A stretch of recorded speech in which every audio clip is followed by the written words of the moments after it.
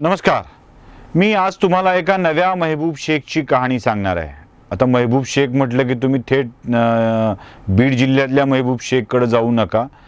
हे काय मारुती कांबळेचं काय झालं या प्रकारातला महबूब शेख नाही आहे. हा वेगळाच आहे.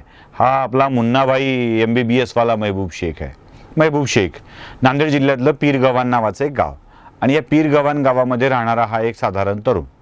या तरुणानं डॉक्टरकडे काम करायला सुरुवात केली नांदेडच्या एका, आणि नांदेडमध्ये एका डॉक्टरकडे बरेच वर्ष कंपाऊंडरकी केल्यानंतर त्याला असं वाटायला लागलं की आपल्याला बरंच मोठं वैद्यकीय ज्ञान प्राप्त झालेलं आहे.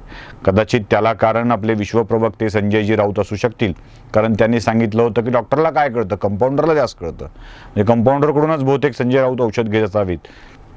या महबूब शेखला देखील संजय राऊतांच्या विधानावरती प्रचंड विश्वास आणि त्याला वाटू लागलं की आपण डॉक्टर झालो.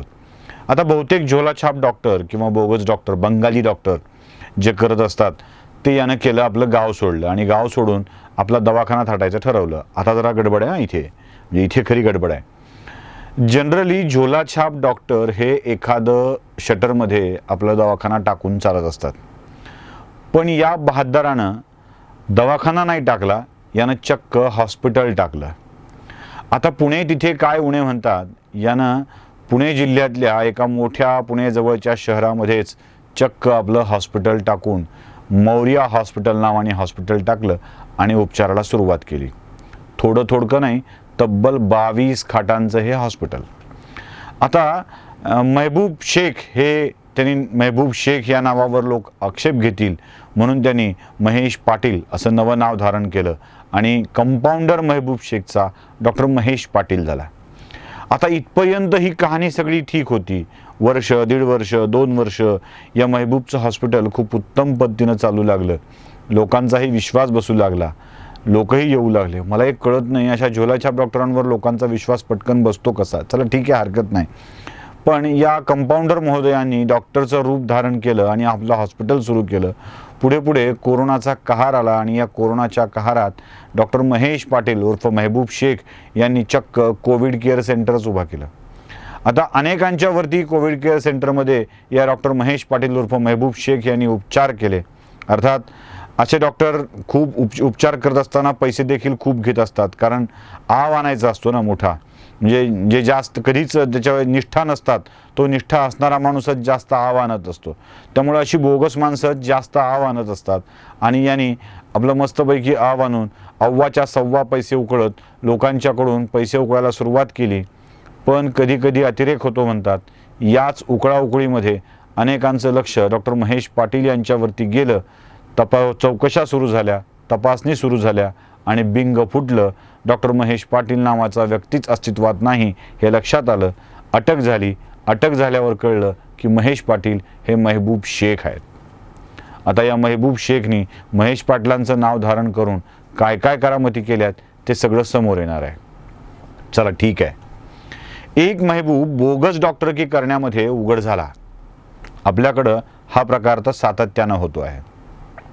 काही खरे डॉक्टर सुद्धा जी बोगसगिरी करत आहेत त्याच्याविषयी मात्र कधीतरी बोलल्या गेलं पाहिजे. नाशिकमध्ये, पुण्यामध्ये, मराठवाड्यामध्ये अनेक ठिकाणी रेमडेसिवीरचा साठा करून खोट्या पद्धतीनं ब्लॅकनं विकणारी डॉक्टर देखील सापडलेली आहेत. नाशिकमध्ये तर एका दवाखान्यावरच रेड पडली आणि त्या डॉक्टरला रेमडेसिवीरच्या साठ्यासहित पकडण्यात आलं. रेमडेसिवीर हे इंजेक्शन कोरोनाग्रस्ताचा जीव वाचवण्यासाठी आहे असं म्हटलं जातं. पण या इंजेक्शनचा जीव वाचवण्यासाठीचा उपयोग आहे हे लक्षात घेऊन डॉक्टरांनी हे इंजेक्शन सांगायला सुरुवात केली. आता काही डॉक्टर असं म्हणतात, म्हणजे माझं वैद्यकीय ज्ञान अपुरं आहे त्यामुळे मी दुसऱ्याच्या ज्ञानावर विसंबून आहे. अनेक डॉक्टरांनी ही माहिती दिलेली आहे की रेमडेसिवीर हे देणं आवश्यकच आहे अशातला भाग नाही आहे, किंवा रेमडेसिवीरच्या 5 दिवसाच्या वर म्हणजे 5 डोसच्या वर डोस देणं आवश्यक नाहीच आहे. काहीच गरज नाही आहे, कारण 5 डोसच्या वर जर तुम्ही डोस दिला तर त्याचा काहीच फायदा होत नाही असं तज्ज्ञ डॉक्टर सांगतात. पण आपल्याकडं 7, 8, 9, 10 असे रेमडेसिवीरचे इंजेक्शनचे एकावर एक डोस देण्याची पद्धत आहे. बरं, रेमडेसिवीर हे इंजेक्शन अनुपलब्ध असल्यामुळं महाग झालेलं आहे. आता जेनेरिक औषधांमध्ये रेमडेसिवीर हे तुम्हाला 1400, 1500, अगदी 700, 800 रुपयापर्यंत मिळतं, तर ब्रँडेडमध्ये ते तुम्हाला 4,000, 4,500पर्यंत जातं. आता डॉक्टरांनी अशी ब्रँडेड द्यायला सुरुवात केली, पण 8-9 इंजेक्शन्स लागतात असंही सांगायला सुरुवात केली आणि यात अनेक पेशंट्सचा गळा कापला गेला. ज्याचा उपयोगच नाही असं रेमडेसिवीर 5च्या वर द्यायचं कशा करता, हा देखील मोठा प्रश्न आहे. पण या प्रश्नाचं उत्तर कोणीच देत नाही, कारण डॉक्टरांना यामधून मोठा आर्थिक लाभ होतो आहे. एका रुग्णाला रेमडेसिवीर पाहिजे असल्यावर 4-4 नातेवाईक शोधात फिरतात आणि त्याचा तुटवडा जाणवू लागतो, कारण मागणी एकासाठी 4घाकडून झालेली असते. आता 5-7च्या वर द्यायचेत म्हटल्यावर लोक साठा करून ठेवू लागले आणि मग आवश्यक असणाऱ्या लोकांना हे इंजेक्शन मिळत नव्हतं. रेमडेसिवीर म्हणजे जीवदान देणारे विषय असं आपण समजू लागलो. अगदी WHO सुद्धा रेमडेसिवीर आवश्यकच आहे असं नाही असं स्पष्ट केलं. खरं तर फार क्रिटिकल स्थितीतल्या रुग्णांना हे देणं आवश्यक आहे. अगदी व्हेंटिलेटरवर असलेल्या रुग्णाला सुद्धा हे देऊन उपयोग नाही असं डॉक्टर सांगतात. फक्त ज्याचं ऑक्सिजनचं प्रमाण कमी झालं आहे, त्याचं इन्फेक्शन वाढलेलं आहे, अशा रुग्णांना हे दिलं पाहिजे. पण खरे डॉक्टर बोगसपणा करत ही वस्तुस्थिती सांगतच नाहीत आणि रेमडेसिवीरचा आपल्याकडं तुटवडा निर्माण होऊ लागतो. आता तुम्हाला मी एक वर्तमानपत्रात आलेली बातमी दाखवतोय, ज्यात औरंगाबादच्या जिल्हाधिकाऱ्यांनी अनावश्यक सिटी स्कॅन करू नये असं सांगितलेलं आहे. कोरोनाग्रस्त झाल्यानंतर सिटी स्कॅन करणं आवश्यकच आहे असं डॉक्टरांच्याकडून सांगण्यात येतं. याच सिटी स्कॅनमध्ये तुम्हाला तुमच्या फुफ्फुसाला किती संसर्ग झाला आहे हे लक्षात येतं. तुमच्या चाचणीसोबत म्हणजे कोरोना चाचणीसोबत सिटी स्कॅन आवश्यक असल्याचं प्रत्येक वेळेला सांगण्यात येतं. पण हे कोरोना चाचणीसोबत सिटी स्कॅन आवश्यक नाही असा आदेश जिल्हाधिकाऱ्यांनी काढला आहे. ज्या अर्थी जिल्हाधिकाऱ्यांनी काढला आहे त्या अर्थी तज्ज्ञांची मतं घेऊनच काढलेला असावा. पण तरीही आपल्याकडं सरसकट सिटी स्कॅन करण्याची प्रक्रिया सुरू आहे. मागच्या वेळेला मी तुम्हाला या सिटी स्कॅनबाबत बोललो होतो. सिटी स्कॅन म्हणजे मी स्वतः कोरोनाग्रस्त असताना सिटी स्कॅन केलं होतं आणि त्याचे दर मला कळले होते. आता गंमत अशी होती की औरंगाबादसारख्या शहरामध्ये एका ठिकाणी त्याच हॉस्पिटलच्या पॅरेंट हॉस्पिटल असलेल्या एका दवाखान्यामध्ये चक्क सिटी स्कॅनचा दर 1,000 रुपयापर्यंतचा होता. हाच दर बीडमध्ये 1,500-2 हजारापर्यंत होता. हाच दर औरंगाबादच्या वेगळ्या हॉस्पिटलमध्ये 2,500पर्यंत होता. कुठे 3,500 रुपये होता. मला मात्र यासाठी 6,500 रुपये आकारण्यात आले. त्याची बिलंही मी माझ्या ह्याच्यावर फेसबुक अकाउंटवर सोशल माध्यमांच्या मधून दिलेली होती की हा सरळ सिटी स्कॅन हा लुटीचा प्रकार होऊ लागला आहे का. कोरोनावरचे निश्चित उपचार नाहीत हे आम्हाला मान्य आहे, पण जर निश्चित उपचार नसतील तरीही एक गोष्ट विचारली पाहिजे की निश्चित नाहीत म्हणून कोणतेही करायचं का, कसेही करायचं का.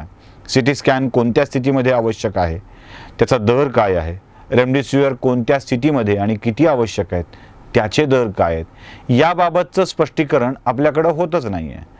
एखादा उपचार सापडला मध्ये फॅबिफ्ल्यू गोळ्याच्या बाबतीत तसंच झालं.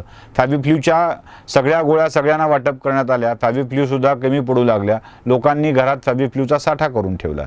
पण पुढे कोविड केअर सेंटरवरती या फॅबिफ्ल्यू मिळण्याच्या झाल्या, त्याची गरज नाही असं सांगू लागले आणि अजिथ्रोमायसिन पॅरासिटामॉलवर हे काम भागवण्यात येऊ लागलं. कोरोनावरचा निश्चित उपचार माहीत नसेल तरीही एक गोष्ट मात्र स्पष्ट झाली पाहिजे की जो काही आपण उपचार नक्की केला आहे तो किती आहे, किती प्रमाणात करायचा आहे आणि दर काय आहे हे कळलं पाहिजे. अन्यथा महबूब शेख महेश पाटील बनून आपल्याला लुटत राहतील, फसवत राहतील. या संकटातही ते संधी शोधत राहतील, ते पैसे गोळा करत राहतील आणि सामान्य माणूस नागवला जाईल. आता मायबाप सरकारला एवढीच विनंती करावी वाटते की हे नागवलं जाणं बंद करण्यासाठी काहीतरी धोरणात्मक निर्णय घेणं आवश्यक आहे, जो अनेक वैद्यकीय तज्ज्ञांच्या सल्ल्यानं असू शकतो अथवा मार्गदर्शनानुसार असू शकतो. आमची विनंती एवढीच आहे की अशा कोणत्याही महबूब शेखला आम्ही बळी पडू नये, एवढीच आमची विनंती सरकारला आहे. नमस्कार.